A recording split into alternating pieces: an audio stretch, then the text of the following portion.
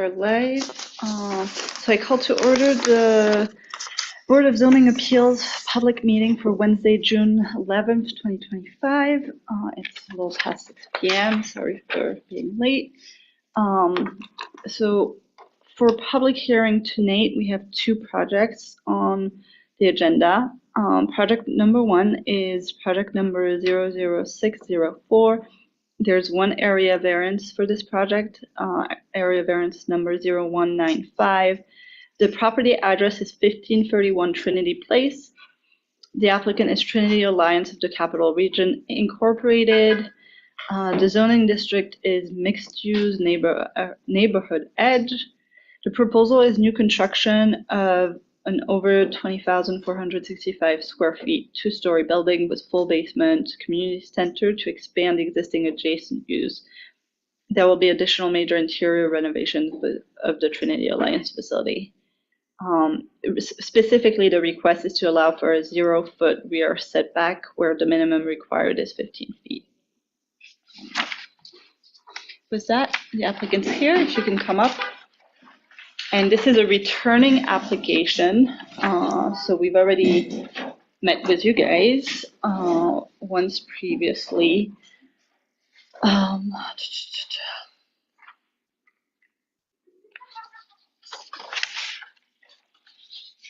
And it was a while ago, February, looks like, per the notes. Thank you, because I honestly could not remember. Oh, and I think we could not take action because it still had to go to the planning board or something, right? Like, for a procedural reason, we can move on, but we still heard the, like, we still discussed the project, etc.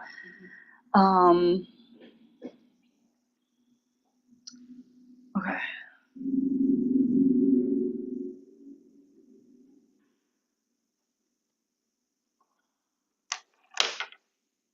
Wait, and so on the secret part, now I'm getting myself confused on this. That's now taken care of. Okay. From yesterday's, based on yesterday's meeting from the planning board? Okay, so that's all settled now. Okay, so yesterday, the planning board meeting, the planning board took action on the seeker environmental assessment form and stuff like that. And, oh, and so they did the negative declaration last night. Okay. Okay.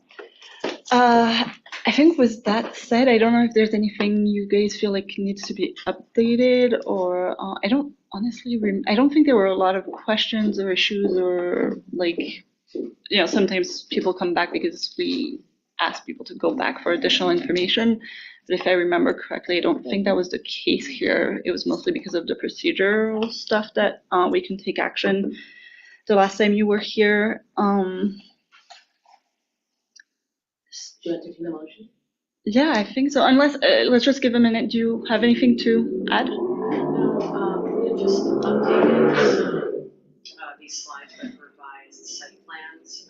Originally, we had only a portion of the building footprint at a 0 lot line, but now we have the entire, or most of the additions, building footprint at a 0 lot line across the alley.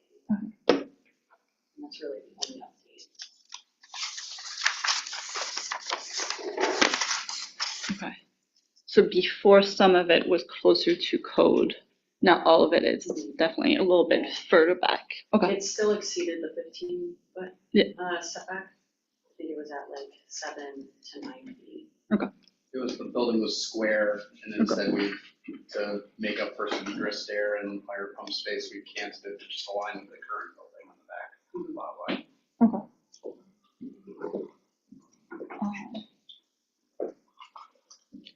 Overall, I don't think that really changes anything to the analysis on the zoning variance, on the zoning issues. Okay, now I'll entertain them. So what prompted that change? Some of our travel distances exceeded, so we needed to add a second stair at the back, and then with the analysis from the fire pump, like the water pressure, we needed to add a fire pump, so we kind of put that at a half level, and with not having much perimeter space to work with, we needed to put it at a accessible grade. So with our basement already being well below grade and the back being like 6 feet higher than the front, we needed that additional space for the fire pump. So thought it would give the gymnasium that's already at the 0 lot line, you know, consistent face there.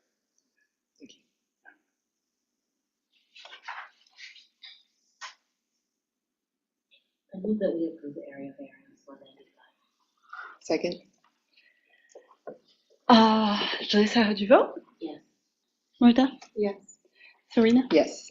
Adriana, yes. So that's all in favor. So the area variance 0195 is approved and granted. Thank you very much. Good luck with the rest of the project. Thank you.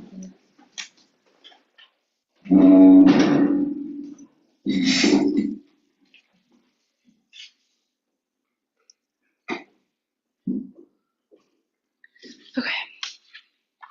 So the next project we have is a new project to the Board of Zoning Appeals. It's project number 00622. The applicant is here. You can come up while I give a brief readout of the intro. There are a couple of there are 3 variances under this project. Area variance number 2025-3, new number in system. Yeah, platform new numbers. Okay. Area variance 2025 number 5, area variance 2025 number 6. For the property address, I guess it's the old 137 Madison Avenue, as that might change as the result of the project. The zoning district is mixed use neighborhood center. Proposal is to allow for 16.58 feet, 16.13 feet, and 16.64 feet lot widths, where the minimum required is 20 feet in the MUNC zoning district.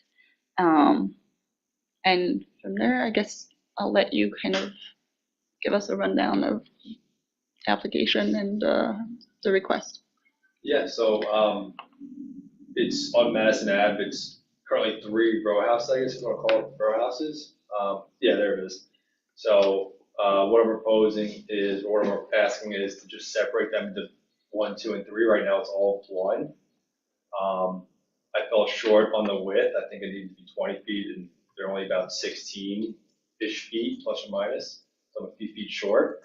And the reason I'm just asking for it just because just operationally, it would make things a whole lot easier. And whether it's financing or insurance or utilities have been not a problem, but I've had run-ins with utility companies because it's just 1. And my understanding was, at one point these were 3 separate buildings at one point, anyways. So, and that's just something to restore back to the way it was, I guess.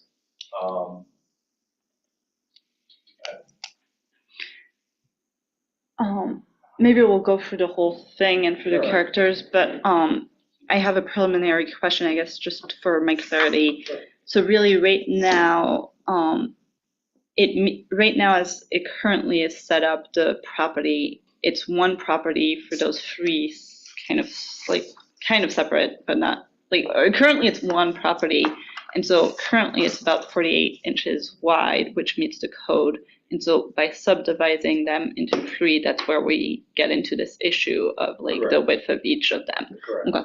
And then just for my clarity, there's walls in between inside, or okay, it doesn't So connect through. No, there's no connections there. So they're 3. They really are 3 separate lots into 1. Okay. Yeah, they're all separate. Okay.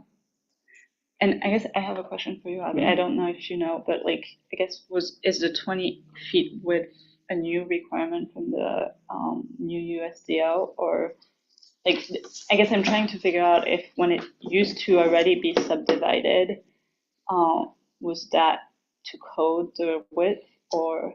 So I don't know if it was at that time. Most of as far as I know, most of the minimum lot widths for a lot of those areas are pretty close, if not the same as what they were prior to the 2017 code. I think from the information we gathered, it looked like it was split in 1941, but then consolidated somewhere around 1979.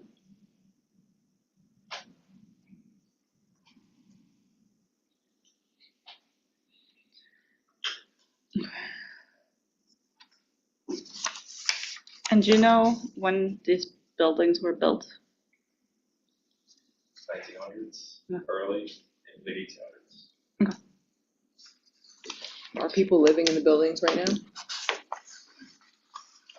And then when you subdivide it, what happens? Do they have to leave for a No, while, or nothing's gonna how do change. you do it? No, nothing changes.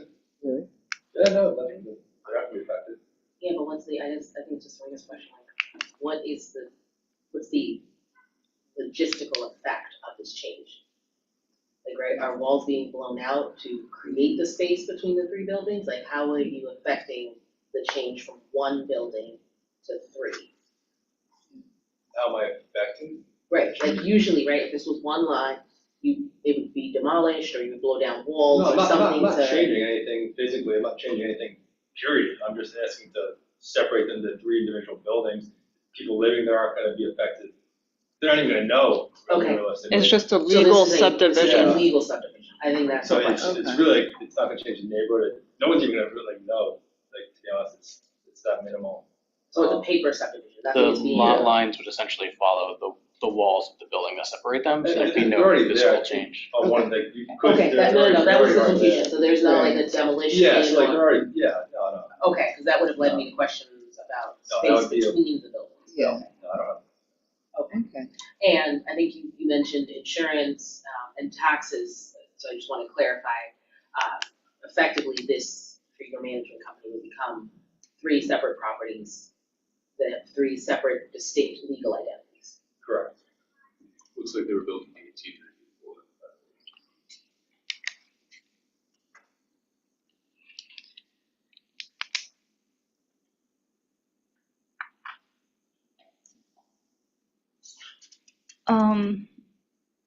I mean, if you can briefly, you don't need to like give us every single detail of each character, like, but you know, there's 5 criteria we have to consider, which you had to fill in some information for the application and for the slide. So if you want to just briefly go through each, like, why you think the ask meets each 5 criteria, that'd be great. Yeah, so just walking through these, is Yeah. this what you're asking? Okay. How is the reservation? Yeah, again, I mean, I'm not changing anything on the neighborhood or the characteristics of the neighborhood. If anything, I'm just putting it back to the way it was. Like, so no one's even gonna know, again, to point, answer that slide, I guess. Several potential alternatives that were considered. So I did try to subdivide the property. Again, we thought it wouldn't be an issue because they were separate. That obviously did not work, which is why I'm here today. Yeah. Housing perseverance, not substantial. Yeah, it's only about 3 feet difference of what I'm asking for versus what it is today. Not to be broken record, but again, it doesn't feel like it's a big change or anyone's gonna be affected by it. So that's kind of what I keep going back to. So it's not gonna compromise anything else for the feel of the neighborhood. How would the request variance impact the surrounding neighborhood? Again, it's not gonna impact drainage. Everything exists, everything is there. I'm not moving walls. Nothing is changing on the footprint. Yeah, it's illegal. Yeah. And self-created it usually is. It's kind of a weird question, Yeah, but yeah. Can't push the buildings wider to make them 20 feet. Yeah, they were pretty good, so like, obviously not self-created. Yeah. I think from the staff notes, and I know they're made public, I think, right? But I know on the character of the neighborhood, I fully hear your point that these are existing building, you can't really change their width other than I guess by leaving them together. But I guess I think I just want to make sure that it does seem like from your research that within the neighborhood, most of the other properties tend to be really close, if not meeting or exceeding the 20 feet standard. So these are just, I guess, a little bit smaller than what exists in the character of the neighborhood from my understanding, and like, but I guess it's a historical decision that was made at the end of the 19th century, so. Yeah, so It certainly varies. There's some properties that have larger frontages. There are properties directly across the street that has a 16-foot frontage, one that's a 17-foot frontage, and then maybe half a block away, there's one that has a 14-foot frontage, so it does vary. When we look at other properties in the MUNC zoning district, even ones that aren't in this particular MUNC zoning district, it's kind of the same. It really depends on what the property was kind of used for. A lot of townhouses, things like that, tend to have quite small lot widths, especially for properties like buildings that were constructed, quite some time ago. Thank you. I just wanted to clarify that. What's your relationship to the owner? I am the owner. So you own the property, you bought it in May of 2023. So you currently, and you're renting it out? And currently renting it out too, because it's three separate, or we're requesting three separate buildings, quote, there are 3 units per building. So I think now that I understand that it's a legal, effectively, change, why? What's the difference? Yeah, just back to what I said earlier, just operationally, it would make things a little bit easier, whether it's insurance, financing. If and when I ever go to sell, it's a lot, it creates a little more affordability in the marketplace. It's a lot easier to buy 3 units than 9 units, right? So it opens up more affordable housing, I think.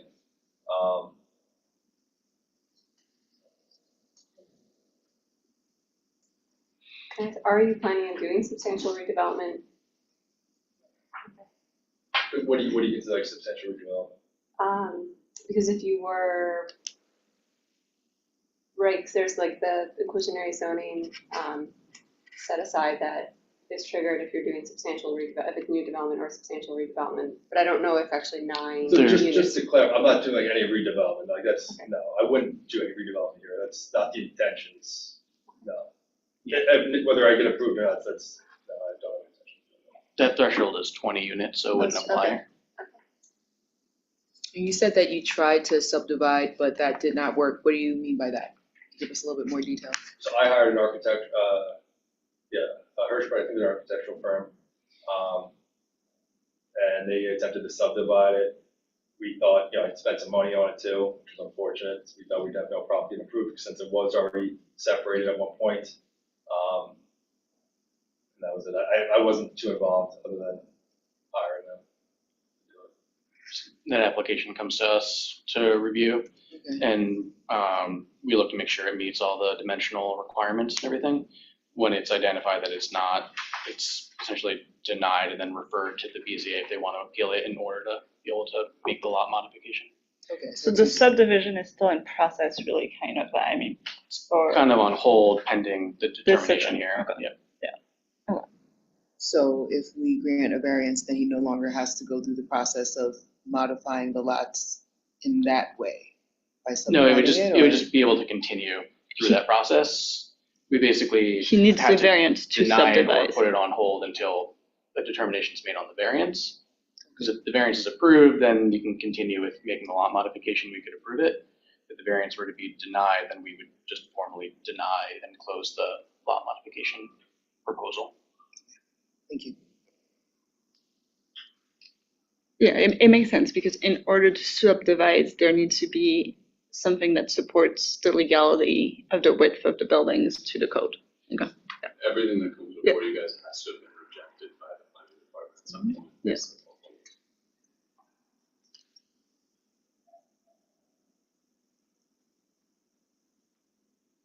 Which I guess I'm curious why the planning department rejected, just because it doesn't straight up meet the code. Yeah, sometimes they just Yeah. have to. Okay. Yeah, because it's an appeal, so to get to appeal the denial. Also with lot modifications, we look that they comply and not create further nonconformities. So as it stands, there are some existing nonconformities because it's a building that's existed for so long. The idea of the subdivision or any change there is to not add to nonconformities. This would create an additional nonconformity for each new parcel that was created. Hence. Mm-hmm. And with each new parcel, this question is probably more for Jason. If it's 3 parcels, each parcel is then taxed separately. Yeah.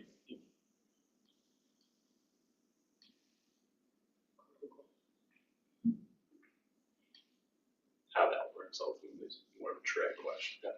I was gonna say, maybe that's the case. Yeah. Thank you. Any other questions? Do we have anyone online for public comments and stuff? I tend to forget about online all the time. I don't know if you're in the public or like here to participate or No. tonight. Member of our staff. Okay. Member of our staff. Okay, sorry. Hi, nice to meet you. Just making sure. I feel like I tend to gloss over too much the public comments. But. Okay, yeah. Any motions? I'll move to approve area variance. I think we have to do seeker, right? It's a type 2 action, so we don't have to no, do anything. yeah, no Okay. actions needed. Okay, sorry. Thank you. So I'll move to approve area variance 2025-3, area variance 2025-5, and area variance 2025-6. Second. Serena, how do you vote? Yes. Marta? Yes. Jaleesa?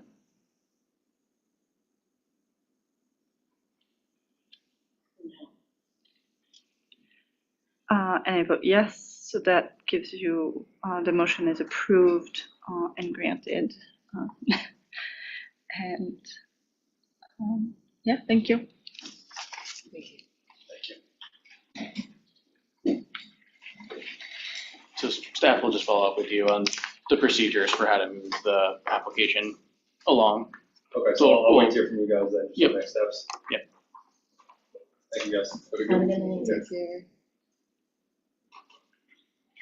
So we have a bunch of other business, like site things for tonight. I know there's also a lot going on tonight, just in general. So I think let's do the board minutes that we absolutely have to do tonight, or like we need the quorum to do, and then probably talk about the rules of procedure. I did ask Avi also if he could quickly give us a debrief on the new sign ordinance.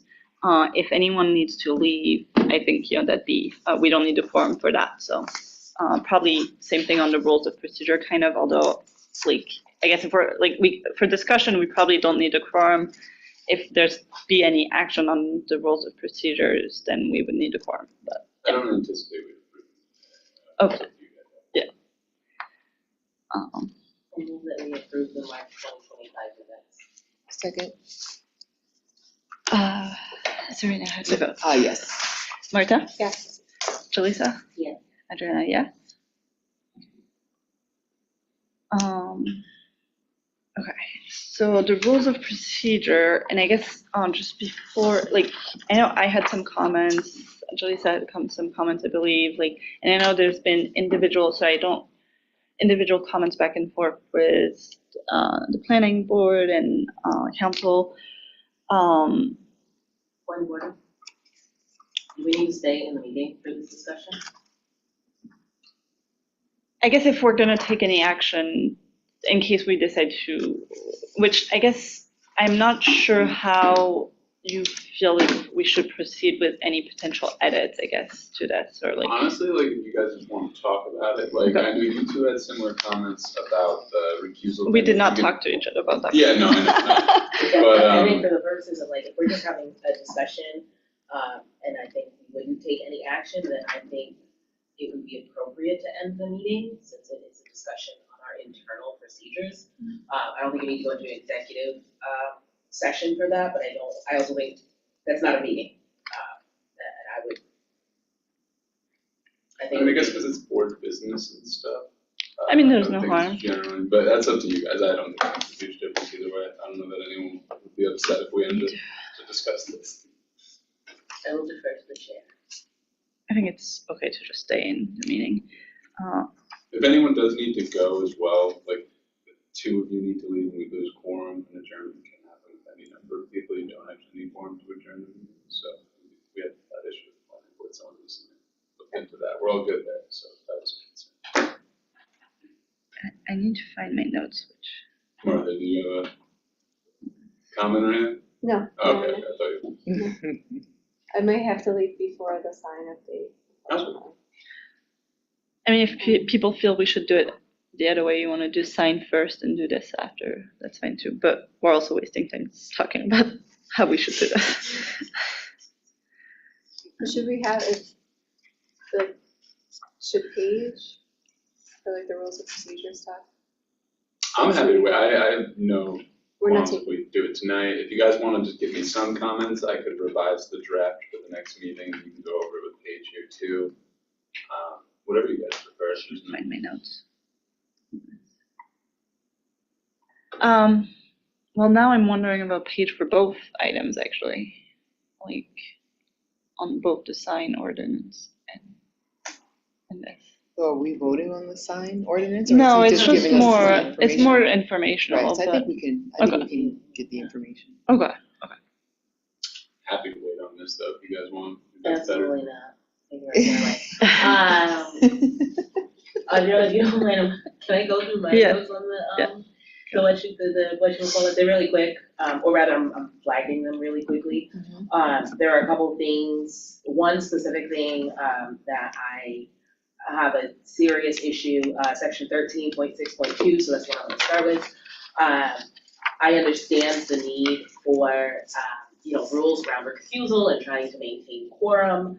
But as for myself, as both an attorney and a legislative employee, like I have my own ethical concerns that may not fall within the strict guidelines of financial or property or business limitations that would require recusal, and I'm uncomfortable with language that sets this as a sort of mandatory limitation. And I'm telling you right now, if there's an application that comes up that I have dealt with in my legislative or my private attorney capacity that I feel like I need to recuse myself, I'm recusing myself. So I think that language for me personally is a little unwieldy rather. And I also think that members of the board, at least in my time on the board, have been very careful and thoughtful with the recusals.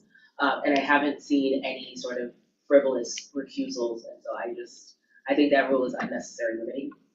Do you want me to address one by one? Yeah, Or let's just- explain where they came from. I think let's do that. Let's talk about them because I So- tend to agree, right, like on Yeah, that. no, I definitely get that concern there. We can definitely just modify the way it's phrased and stuff, like I get what you're saying. Both of those things that you mentioned though, in terms of like your job or your private work, that would be a business interest certainly either way. I don't know, because it's a little bit on the line, right? Because if I previously was a central staffer, right? I work with Senator Fahey now in my legislative capacity. If something came up that I might have learned about or heard about, I might not have a direct financial or business interest, but there would be an appearance for me under public officers law that I would feel like I would need to recuse myself, Yeah, which so I we don't can add think a falls bunch of- under that, like.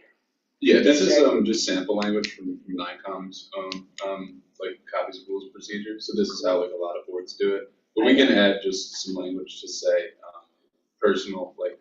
Is there any ethical- interest in simply striking that? Sure, yeah. Because here's my thing, I think, like I said, maybe it's different if it's a different board, right? I think we're very lucky in that we have a sort of uniquely professional board made up of attorneys and planners, right? And I think we all conduct our, I don't like it.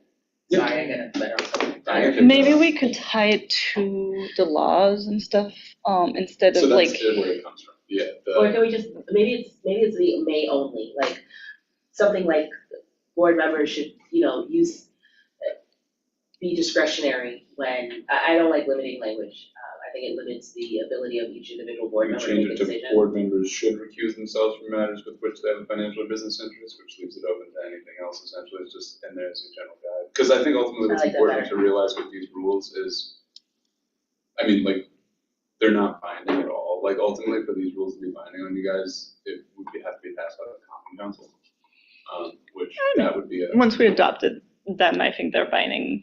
Yeah, just under the law, not Yeah. actually though, like, so the council has to actually pass them for them to. Yeah, They don't have the but- force of law, but But it they, could Right, be if somebody, I was gonna say, sued. if somebody filed an Article 78 for one of these, they could use them as proof of either a failure to follow our own internal rules. So I get what you're saying, like, they don't have the force of law, but they do have some. Well, so they wouldn't Force apply once in they Article exist. 78, for example, as well, because in order for them to be binding and actually be something for you to have to follow, it has to be passed by the common council or the local legislative body, where they have to give you guys the authority specifically to pass binding rules themselves, which they've not done. The purpose is more so just to have like a general thing for members now in the future to reference, in terms of how meetings should go on. So we can definitely though, either change that to like a should recuse themselves or just entirely strike it. Makes no huge difference ultimately. I think she meant more strike from like the part from matters with which they have like may only. Oh, I guess yeah. I guess maybe I didn't So I guess get the what. question is, would we want board members should recuse themselves from matters with which they have a financial or business interest, which leaves it open to recusing yourself for anything, any purpose at all, just encourages, refusal and mentions that that's what's required under Article 18 of the General Municipal Law. Or do you want to just strike? comfortable with any more flexible language that does not constrain me into any box? But would that be should recuse? Would that work? What about shall? Well, then shall forces you to. No, not necessarily. No, it forces, I think to Serena's point, it forces you to recuse in the cases which should, right? You have a financial or business interest, but it does still leave it open. Alright. Because may only is the limitation. We can do Shall just shall. says you have to. Right. You can go beyond. This is exactly why people hate lawyers. Alright. Or what if we remove the word only, but leave may? I can handle that as well. All options. All fantastic options. Yeah. I made a note, I just wrote shall. But I guess you guys will Let's find take out. out I'll only. surprise you all. We'll Let's definitely take out only. the only. The Let's only leave will be may. gone. May All is right. flexible. May is flexible, yeah, it's not a firm, it's not a strong rule. And I think a perfect example of why is Paige's situation just a few meetings ago, which I think didn't fall under financial or business interest. That's also, Yeah. that's something we kind of want to avoid as well, just from the perspective of the city, just because just for example, using that, people were up to me, I don't care what you guys recuse yourselves for, obviously, but that was on an item that was for a different neighborhood association, she recused because she was, a separate one had no involvement with that. So we No, wanted- she's on. No, She's on the. Center Square Yeah. Association. Yeah, so that's Washington Parks Neighborhood Association that's within. That's why. That's right, Jay. But yeah, but Center Square was so vocal I was gonna on say, this. that I was think also very close. I Okay. mean, I see what you're saying, but I think she Yeah. was right to recuse. Again, I don't actually care, but I think the general concern is we want to try to have as many board members voting on things as we can. But we also wanna make sure that board members appear objective Yeah. to Yeah. the public, Yeah, absolutely. so. But if she's in a leadership role in that, or like she's vice president, Yeah. and then maybe even was acting president. I think as long as we have the flexibility for board members to make that decision, and obviously we have a lovely chair who will check us when necessary, but I think, We'll strike the only. yeah. All right, so comment 1 is done. 11.1, with respect to the broadcast and video recordings constituting the minute meetings. Not really a question, I just wanted to confirm whether or not that means the board will continue to be required to approve the physical minutes, or whether or not the actual video will simply act as the So record. I can save you all the time certainly on that in the future. You don't have to approve the minutes, there is no requirement to do so. If you prefer to do it, that's certainly fine. The unabridged audio recordings, even without video, are good for minutes under public officer. That's the open meetings law section of the public officers law. But so that is sufficient. What the staff prepares is more like a summary of the minutes, which is required, but also does not need to be approved by the board. There is no actual standing requirement. Then let's stop approving them. What? Then let's stop approving them, I think. I'm all for it. I agree. Yeah, in that case, we should amend the order of business and remove Yes. 12.1.5. I do though wanna make sure, just for accessibility purposes, that the physical minutes are still posted somewhere. Yeah. On the website, yeah. I think they are for, I think, this is the only board, just so you guys know, this is the only board that approves minutes. None of the other ones do. Well, we're very fabulous. I mean, I feel like it makes sense to do, obviously, so you could review and make sure it's an accurate reflection, but But yeah. it saves the time, so.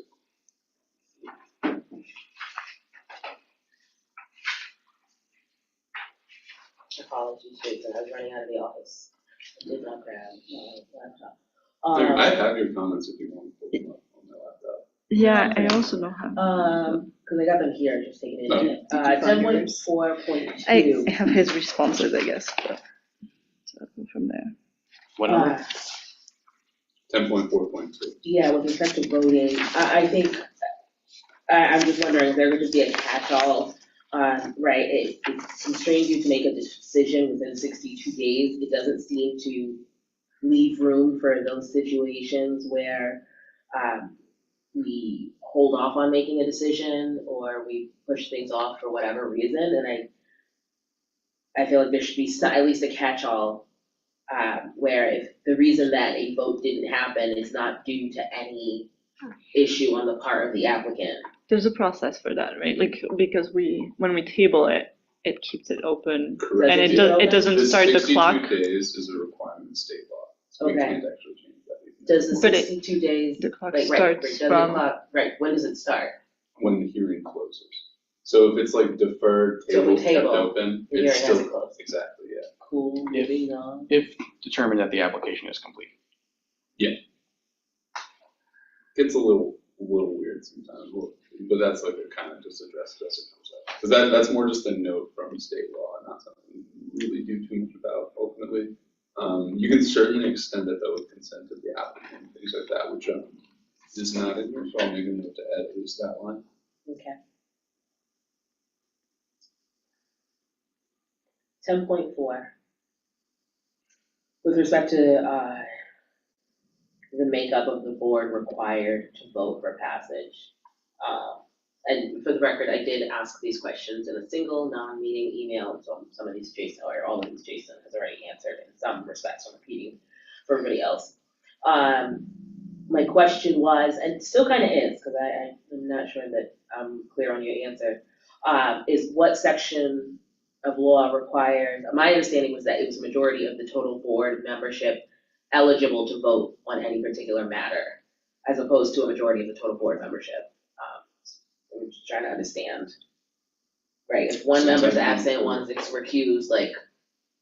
Okay, yeah, a total, it should say a majority of the board Members membership present. eligible or present, okay, that was my question.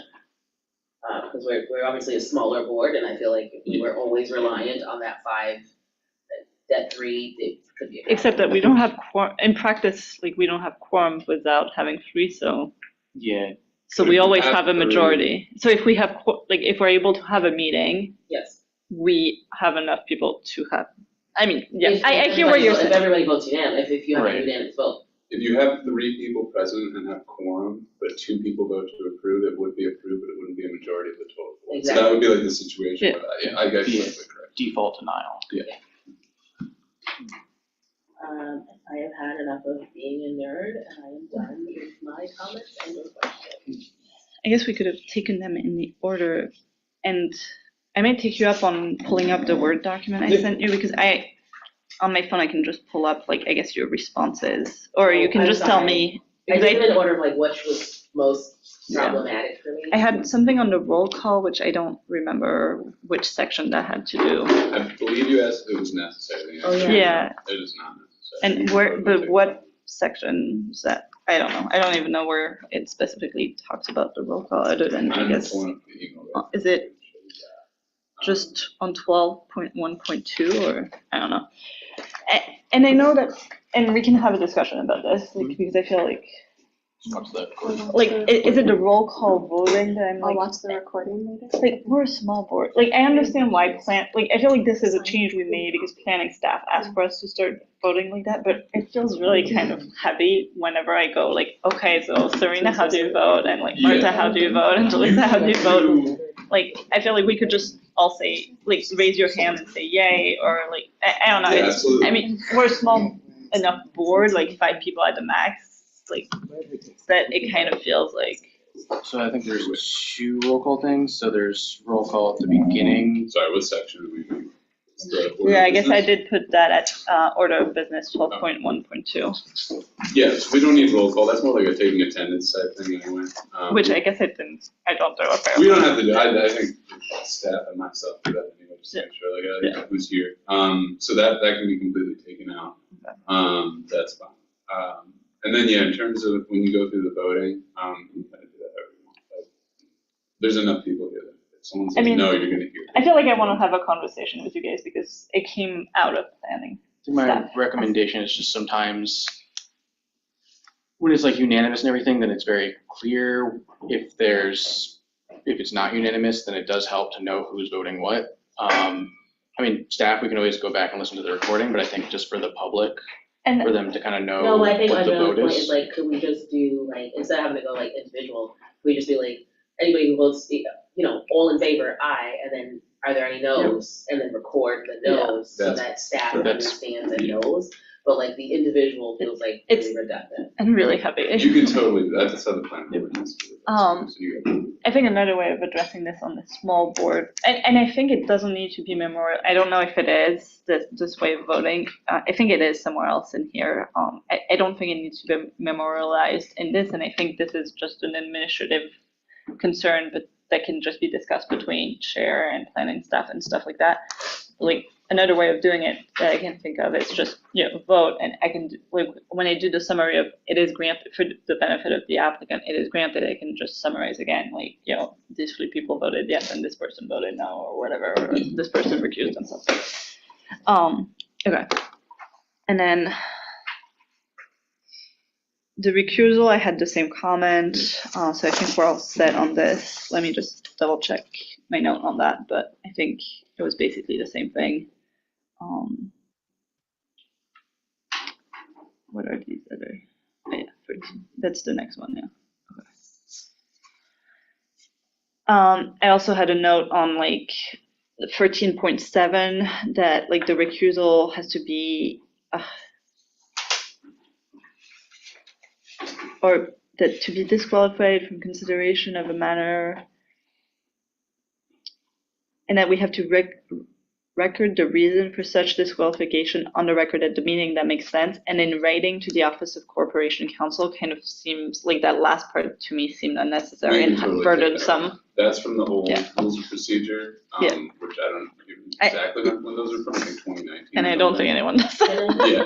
So I understand what you're saying, but only because that section is relating to conflict of interest, I think it probably comes from a sense of, if there's a conflict, it's probably something that court counsel should, if it's enough of a conflict that it violates the general municipal law, right, which is, I could understand why it would just be like, and I think it would be probably sufficient for it to just be an email, not necessarily formal writing. But that's likely the kind of thing, and I can't remember the last time I looked at Article 18, but that's likely the kind of thing that, is a very specific type of conflict of interest.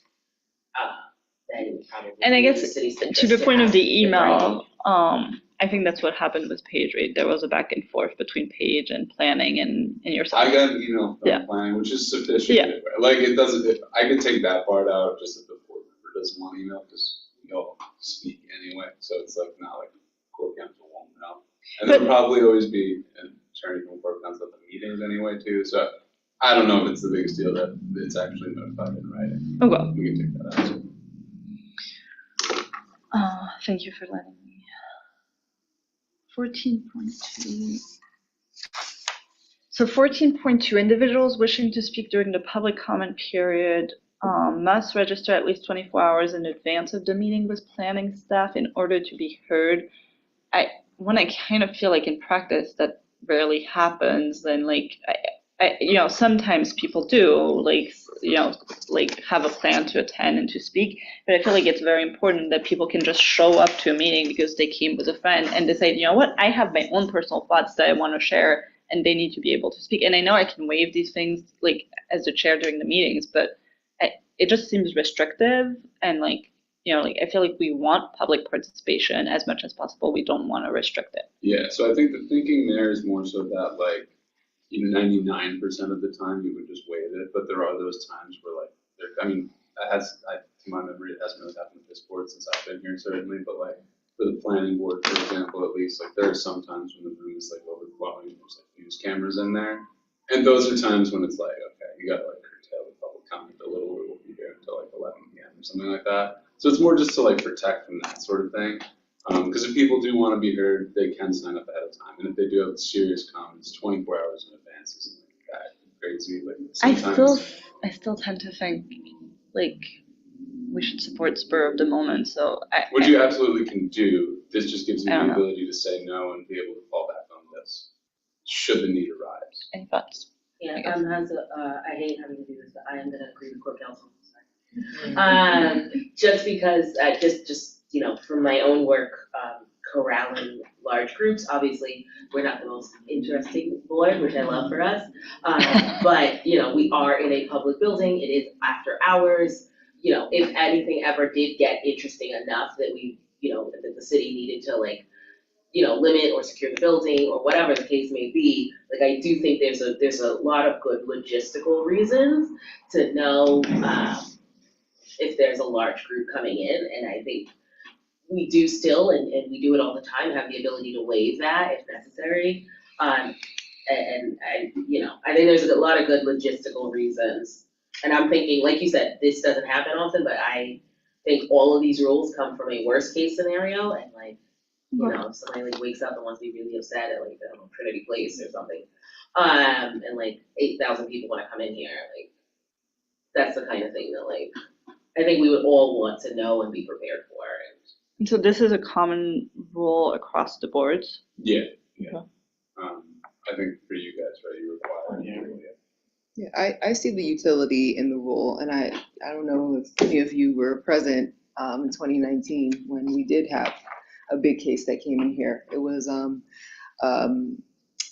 the effort to close one of the stores here, and then the room was packed, and people were irate, and there was speaker after speaker, and so the situation is rare, right, for our board, but I think it would be good to have this rule to fall back on in order to just restrict that if need be.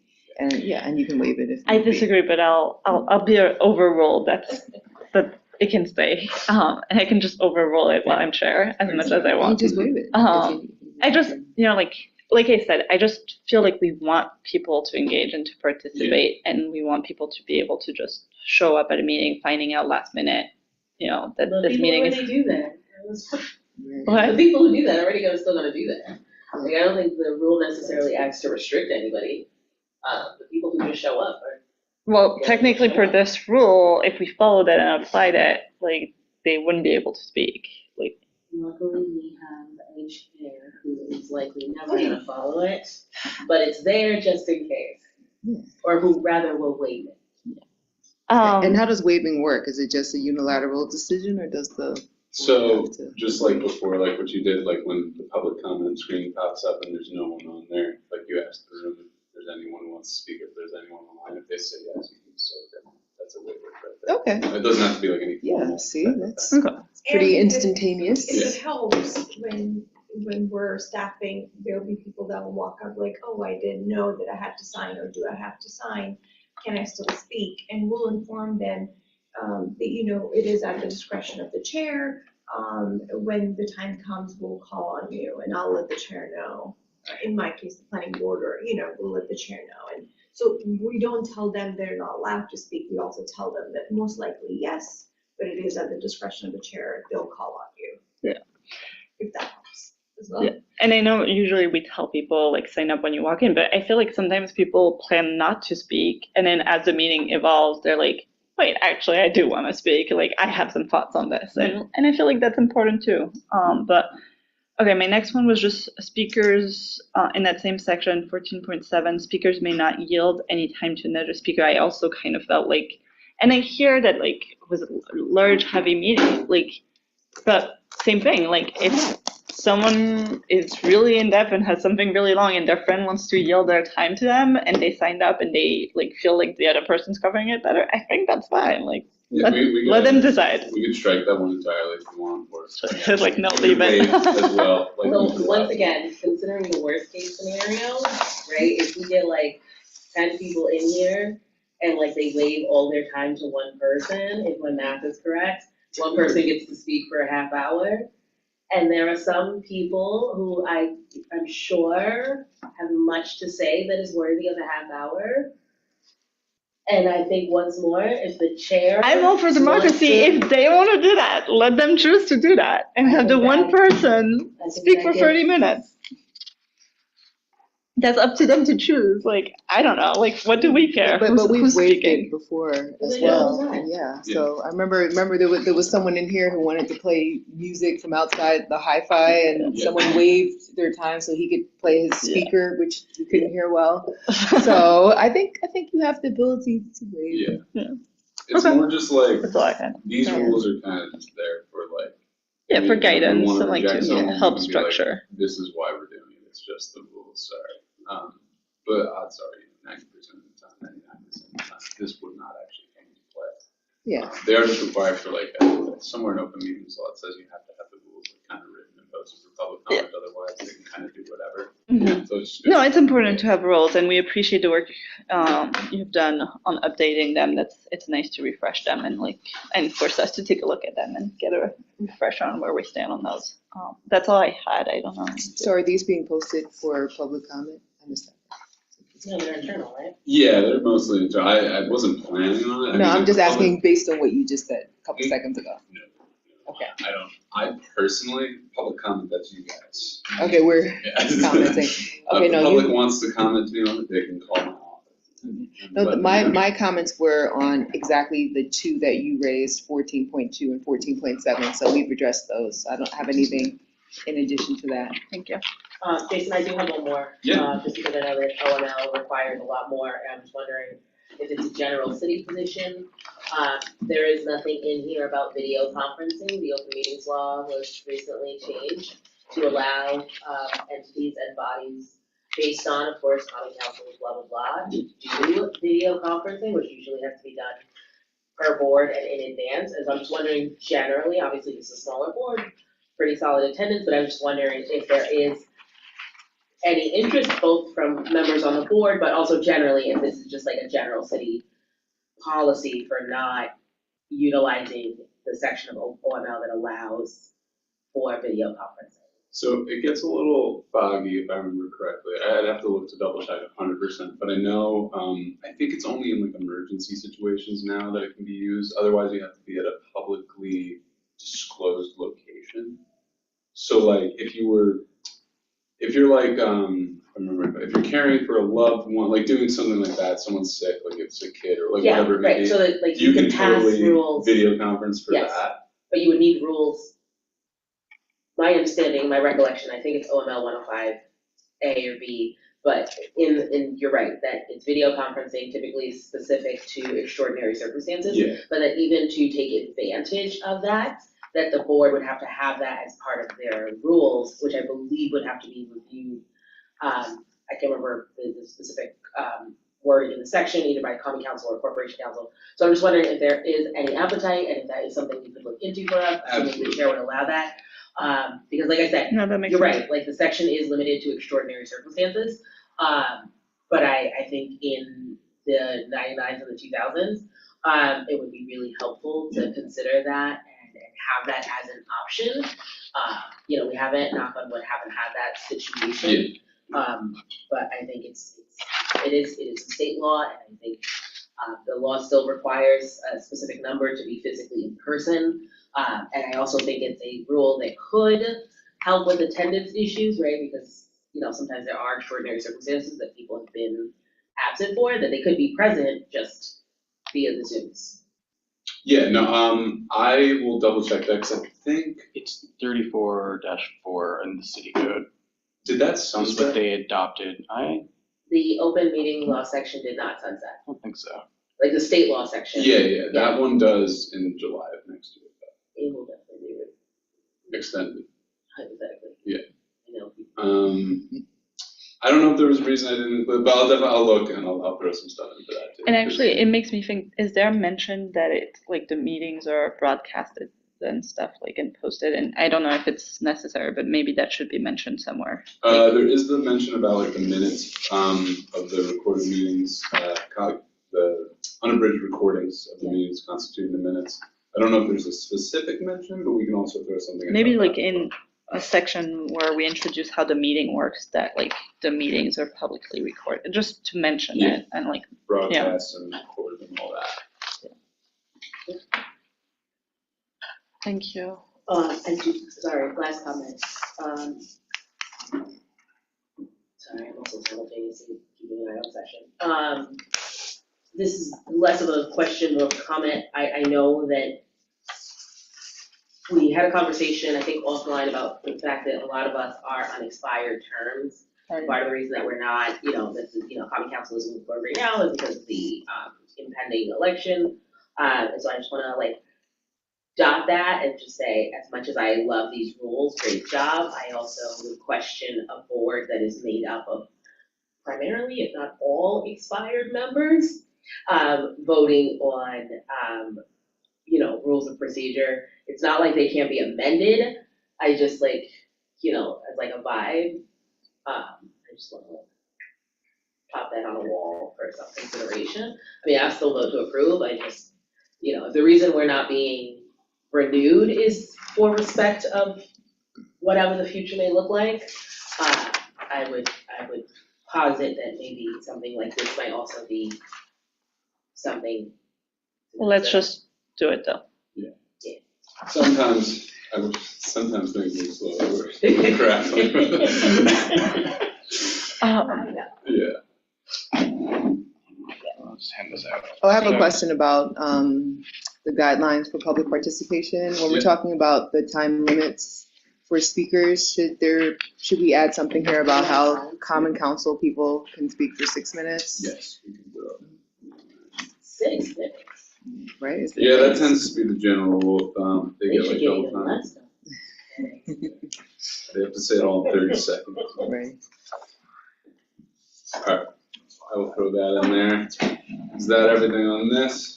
You guys don't mind, I think I've seen Avi's presentation on the science thing 3 or 4 times. Oh, you come on, you gotta stay with us. Yeah, It's like- I am gonna run back. Oh no, is everybody, well, you know what, I'm leaving too. I'll say, I want. No. Hey, listen, you can take my place, I'm so glad. A couple more days, right? How One much? more day, okay, Much as I then want to. tomorrow, I just go. And then you're I have to go done. measure And then I'm done. things. I'm free for the summer. Oh, wow, so yes. Which means they have no problem staying very late tonight. Oh, Love gosh. that for me. Finish up strong. Avi, can I give the rest, I feel like I always should give these to you, because I make notes on them, and it's awesome. Are you teaching in fall? Yes, and I also got roped into teaching Oh, this summer. Let's I mean, close the last- meeting. I guess we don't, Oh, or we don't need to? no, we should Or the- close. You can adjourn it, Motion to yeah. adjourn. A little Okay. Second. learning without. All in favor? Yes. Yes. So I was gonna say, when you're teaching, something that I do is when I have to use the bathroom, I use the bathroom in the library.